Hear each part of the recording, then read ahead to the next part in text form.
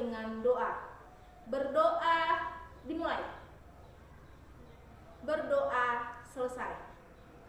Anak-anakku, soal pembelajaran IPA yang kita bahas hari ini materinya mengenai besaran dan satuan serta vektor. Jadi, soal-soalnya sudah dibagikan melalui dokumen, bisa kalian upload sendiri, bisa kalian download sendiri. Kita mulai materi kita. Lihat di dokumenmu yang nomor 1. Ada pertanyaan di mana katanya perhatikan gambar di samping. Besar resultan ketiga gaya tersebut adalah, katanya besar resultan ketiga gaya, ya kan? Berarti total keseluruhan gaya yang terjadi antara F1, F2, dan F3. Ini Miss ambil dari soal UN SMA tahun 2013. Kenapa harus soal UN SMA tahun 2013? Karena kita sudah mempelajari besaran dan satuan di kelas 7. Ini ingat mau memasuki sekolah unggulan, SMA unggulan. Berarti kira-kira materi yang akan kau bahas saat ujian nanti mungkin tingkatnya lebih tinggi dari materi yang kau bahas sewaktu kelas 7. Perhatikan, ini kita anggap sebagai sumbu Y yang secara vertikal dan secara horizontal itu sebagai sumbu X, ya kan?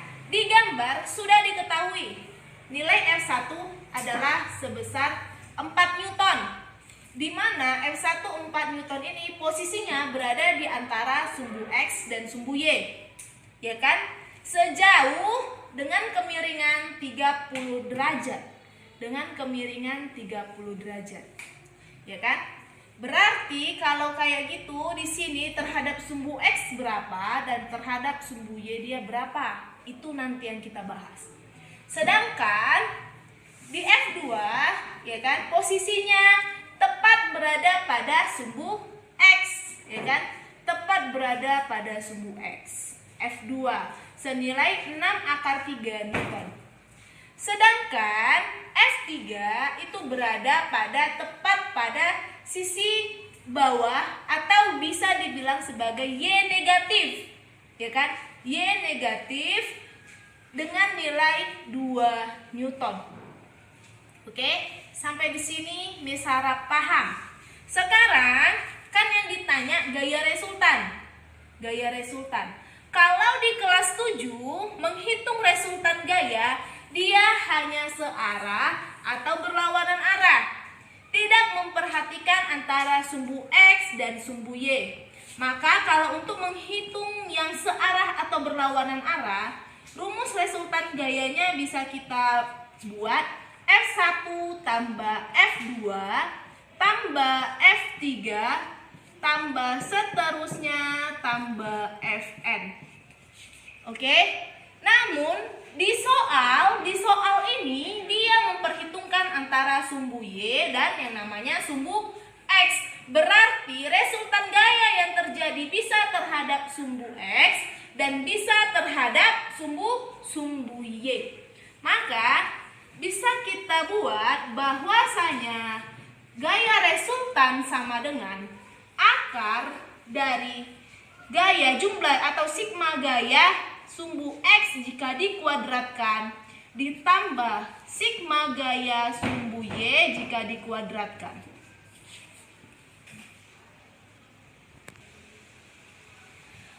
Oke, jadi tadi ada katanya F1 yang posisinya berada di antara sumbu X dan sumbu Y. Kalau begitu, F1 dapat kita uraikan lihat soal berikut ini. Di sini F1, berarti F1 memiliki nilai terhadap sumbu X dan nilai terhadap sumbu Y. Ya kan? Jika kita uraikan, kita anggap, kita buat hubungannya seperti ini, garis putus-putus. Ya kan? Kalau begitu, ini bisa kita sebut sebagai F1 terhadap sumbu Y atau Fy. Ya kan? Dan ini kita sebut sebagai F1X. Ya kan? Berarti kalau F1 dia memiliki nilai terhadap sumbu Y dan F1 memiliki nilai terhadap sumbu X. Namun berbeda pula terhadap F2 dan F3. Kenapa berbeda, Miss? Karena pada F2 tidak memiliki nilai terhadap sumbu Y, ya kan? Tidak berada pada sumbu Y atau tidak memiliki nilai pada sumbu Y. Dan F3 juga tidak memiliki nilai pada sumbu X. Jadi F3 hanya memiliki nilai pada sumbu Y. Oke? Kita masukkan ke sini.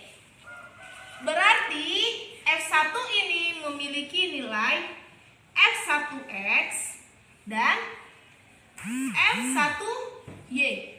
Sedangkan F2 hanya memiliki nilai F2X dan F3 hanya memiliki nilai F3Y.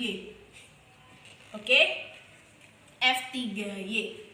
Maka dari sini kita harus tentukan berapa sih nilai F1X dan F1Y. Oke? Kita ingat rumus dari sin dan cos. Kalau untuk menentukan sinus dalam matematika adalah depan per miring. Dan kosinus dalam matematika adalah samping per miring.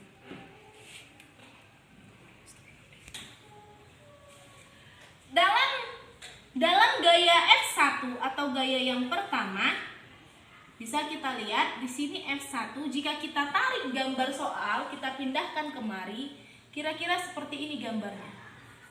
Ini merupakan Fx, F1X, dan ini merupakan F1Y. Oke? Ini merupakan sudut 30 derajat. Berarti bisa kita buat bahwasanya sinus 30 derajat sama dengan depannya mana? F1Y. Maka F1Y per F1.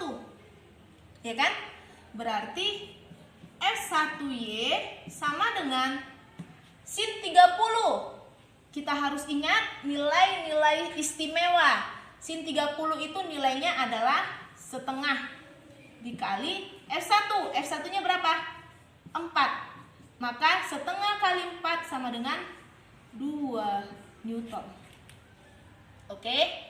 Sekarang jika kita buat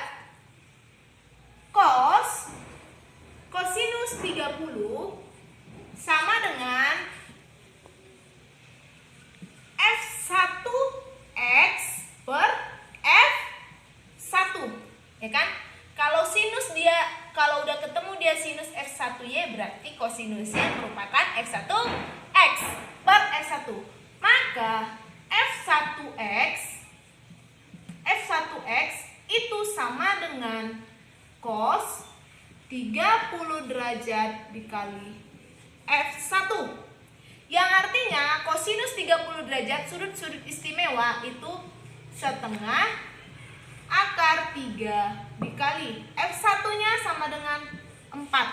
Maka nilainya 2 akar 3 Newton. Dari sini kita sudah mampu menentukan nilai F1 terhadap sumbu Y dan F1 terhadap sumbu X.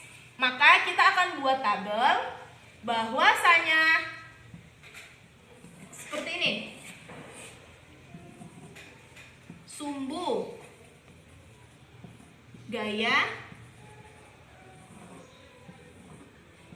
F1, F2, F3.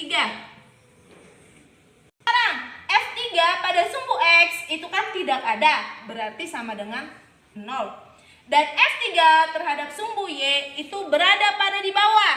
Berarti kalau di bawah terhadap sumbu Y berarti dia nilai negatif. Berarti nilainya sama dengan minus 2 Newton.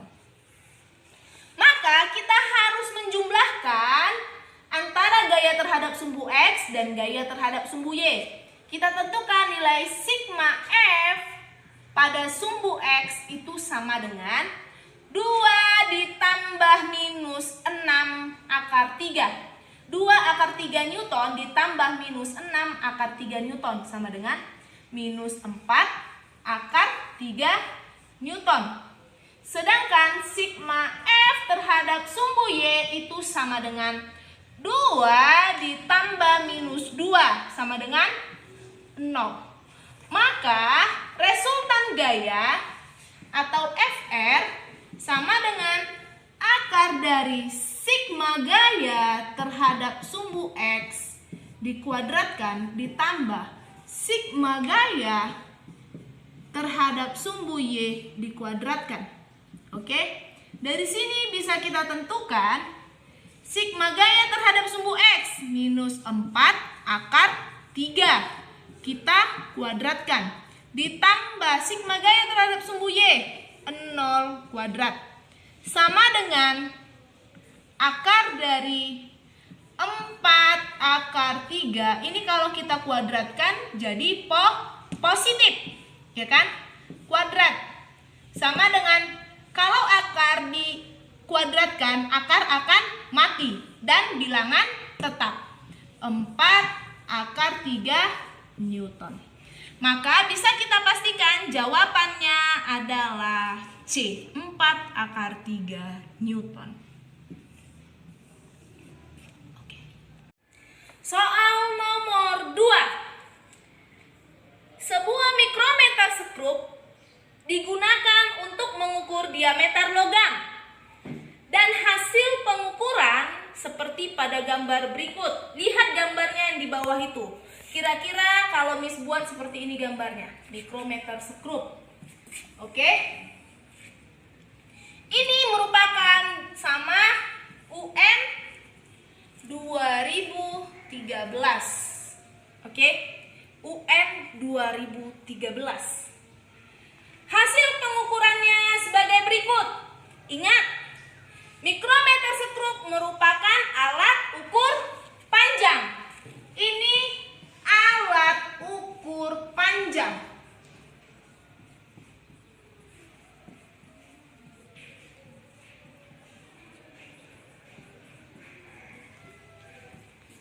Ini merupakan alat ukur panjang. Kalian harus ingat di waktu kelas 7 alat ukur panjang itu ada 3. Ya kan? Yang pertama adalah yang namanya jangka sorong. Jangka sorong. Yang kedua, mikrometer skrup.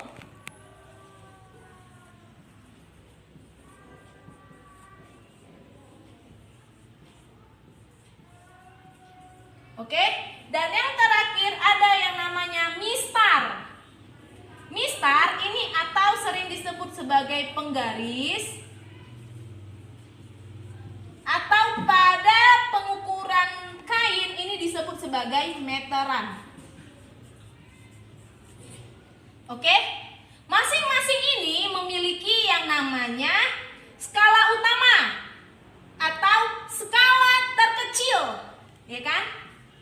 Skala terkecil, skala utama, skala nonius atau disebut sebagai skala terkecil. Ini memiliki skala nonius atau skala terkecil. Masing-masingnya, jika jangka sorong sudah pasti memiliki skala noniusnya atau skala terkecilnya adalah 0,1 mm. Namun, kalau mikrometer skrup 0,01 mm. Dan mistar atau penggaris nilainya 1 mm. Oke? Berarti skala nonius yang kita gunakan karena dia mikrometer skrup adalah 0,01 mm. meter.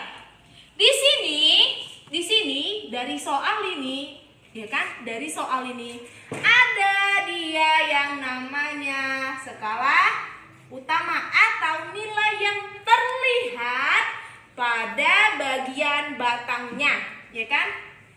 Ini yang disebut sebagai skala utama. Dan inilah yang akan memiliki nilai skala Nonius. Ya kan? Skala Nonius. Oke? Berarti kita kan sudah pernah membahas di waktu kelas 7 himpunan penyelesaian, ya kan? Himpunan hasil pengukuran atau himpunan penyelesaian itu skala utama ditambah, ya kan, dalam kurung skala Nonius, ya kan, dikali nilai terkecil, ya kan? Ya kan, nilai terkecilnya kalau misalnya mikrometer sekrup, nilai yang terkecilnya itu adalah 0,01. Skala terkecil ya. Oke, 0,01. Ya kan? Skala utama di sini berapa? Nilainya skala utamanya ada 2,5 atau 2,5. 2,5 ditambah skala Noniusnya, nilai yang bergempetan, ya kan, atau yang menyatu dengan skala utama, itulah yang disebut menjadi nilai skala Noniusnya.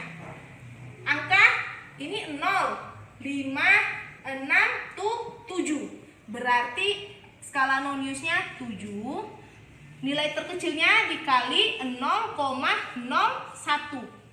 Oke, sampai di sini paham? Sekarang kita lihat, ya kan? Kita lihat. Berarti himpunan penyelesaiannya atau hasil pengukuran 2,5 ditambah 0,07 sama dengan 2,57 milimeter. Oke, jawabannya adalah D.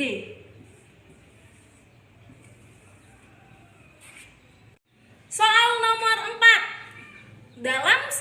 Soal nomor 3 dalam soal dikatakan bahwa seorang anak berlari menempuh jarak 80 meter ke utara, ya kan?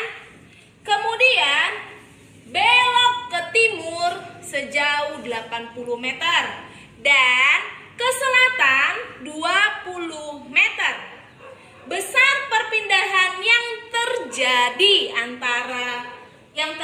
yang dilakukan oleh anak tersebut, katanya. Dari soal itu kita harus ingat arah mata angin, ya kan? Kalau dia bentuk soal cerita, kita harus tahu dulu arah mata angin. Untuk apa, Miss, fungsinya? Untuk menggambarkan cerita atau kronologis ceritanya, ya kan? Nah, ini timur, ya kan? Katanya di soal anak itu dia berlari menempuh jarak ke utara. Ini sebagai titik nolnya, ya kan? Titik awal atau kita singkat dengan TA. Dia berlari ke utara menempuh jarak 80 meter. Berlarilah dia, kan utara kan dari sini ke sini, ya kan? Ini sepanjang 80 meter. Selanjutnya, ya kan? Dia belok ke timur. Timur mana? Ke sini. Berarti dia belok ke sini. Jadi titik awalnya dia lagi dari sini. Ya kan? Ini kita simbol sebagai A1, ya kan? Sekarang dia belok ke timur sejauh 80 meter. Kira-kira berarti jaraknya sama. Oke, kira-kira di sini. Ya kan? 80 meter. Itu kita buat sebagai A2. Selanjutnya si anak berlari sejauh 20 meter. Kira-kira di sini lah itu kan. Ini kita sebut A3. Ini 20 meter. Sekarang pertanyaannya apa? Berapa perpindahan yang dilakukan anak? Ingat, sewaktu kelas 7 kita sudah membahas antara jarak dan perpindahan. Kalau dia jarak, diukur keseluruhannya. Dari sini ke sini diukur, ini ke sini diukur, ini ke sini ditambahkan. Berarti kalau jarak semua dihitung. Tapi dia ditanya berapa perpindahannya. Berarti fokusnya hanya titik awal dan titik akhir. Ini sebagai titik awal dan A3 sebagai titik akhir. Ya kan? Berarti inilah yang ditanyanya. Ya kan? Kita bikin HP, hasil pengukuran. Kita bikin HP. Inilah yang ditanyanya. Oke? Berarti kira-kira gimana caranya? Ditanya hasil pengukuran. Berarti gimana cara menjawabnya? Kalau dari sini ke sini 20 meter, ya kan? Kita anggap di sini dia. Maka dari sini ke sini berapa? Kalau ini 20 meter, dari sini ke sini 80, maka dari sini ke sini sebesar 60 meter. Ya kan? Dari sini ke sini 60 meter, berarti dari sini ke sini 80. Kita keluarkanlah dia menjadi, ini kita anggap B. Titik B, TA, ya kan? Terus dari sini ke sini, ini A3.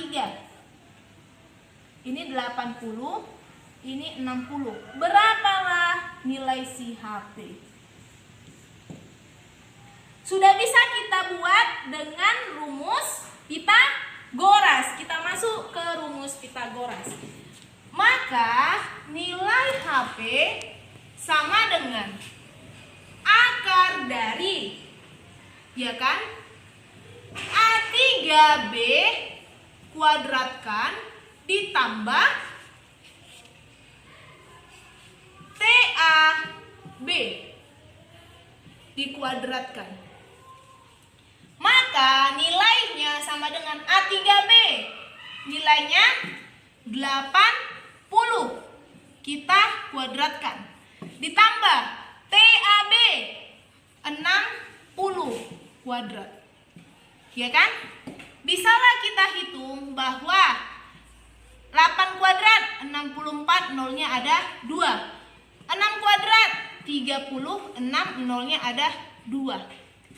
64 tambah 36 100. Tambah nolnya 2. Ya kan? Berarti ini nilainya akar 10 pangkat 4. 1, 2, 3, 4. Ya kan? Mati 2. Maka 10 pangkat 2 sama dengan 100 meter. Inilah jarak selisihnya. Apa jawabannya? C.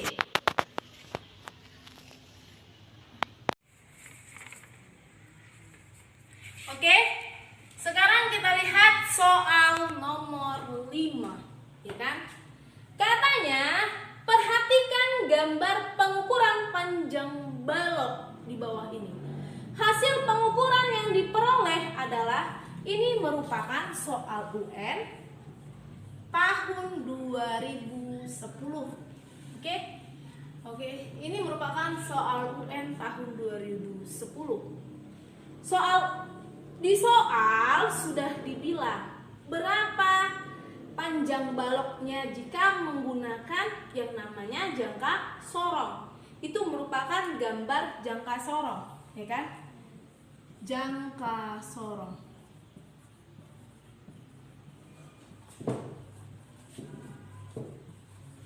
Oke? Ini gambar jangka sorong. Jadi, berapalah hasil pengukurannya? Maka himpunan penyelesaian sama dengan skala utama ditambah, ya kan, skala nonius dikali skala terkecil. Skala terkecil dari jangka sorong adalah 0,1, ya kan, 0,1. Skala noniusnya, melihat skala noniusnya itu kita lihat mana dia yang rapat. Tapi ini sebagai nilai skala nonius. Dan ini sebagai nilai skala utama. Oke, kita lihat dari gambar sini. Mana dia yang rapat? Terdapat pada angka 9. Maka skala noniusnya 9. Skala utamanya, lihat batas 0 yang ada. Itu ada di sini, ya kan? 0 di sini berarti 3,1. Oke? Dari sini maka bisa kita jawab 3,1 ditambah. Oke, kita lanjutkan ke soal nomor 4, ya kan? Soal nomor 4. Di soal nomor 4 katanya ada gambar, ya kan? Di sini dia memperhitungkan sumbu X dan sumbu Y. Tapi nakku, kalau yang berbicara tentang perpindahan, dia tidak memperhitungkan yang namanya nilai positif dan nilai negatif, ya kan? Tidak memperhitungkan yang namanya nilai positif dan nilai negatif, ya kan? Karena perpindahan bukan merupakan besaran vektor. Namun kalau gaya merupakan besaran vektor berarti memperhitungkan yang namanya arah, ya kan? Kalau perpindahan dia hanya fokus berapa jaraknya, berapa nilai, ya kan? Berapa nilai. Berarti dari titik awal dari titik awal ke titik akhir. Berarti yang ditanya inilah berapa perpindahannya. Oke? Dari sini bisalah kita jawab, ya kan? Dari titik ini ke sini katanya 10, ya kan? Dari sini ke sini minus 5. Tapi bukan berarti jadi 10 dikurang 5. Namun panjangnya ini menjadi 10 ditambah 5. Maka nilainya adalah 15. Ya kan? Selanjutnya dari sini ke sini, ya kan? Dari titik 0 ke bawah sejauh minus 5, ya kan? Terus dari titik 0 ke atas 3, berarti 5 ditambah 3. Maka jaraknya ini adalah 8. Oke? Maka berapalah perpindahan dari sini ke sini? Ya kan? Berapa perpindahannya? Bisa kita pakai menggunakan sama seperti tadi, rumus Pitagoras. Berapa? S sama dengan akar dari 15 kuadrat, ya kan? Ditambah akar ditambah 8 kuadrat, ya kan? 15 kuadrat sama dengan akar dari 15, 52, 7, 51, 225 ditambah 64, ya kan? 225 ditambah 64, 289. Akar dari 289 ini sekitar 17. Apa jawabannya? 17 D.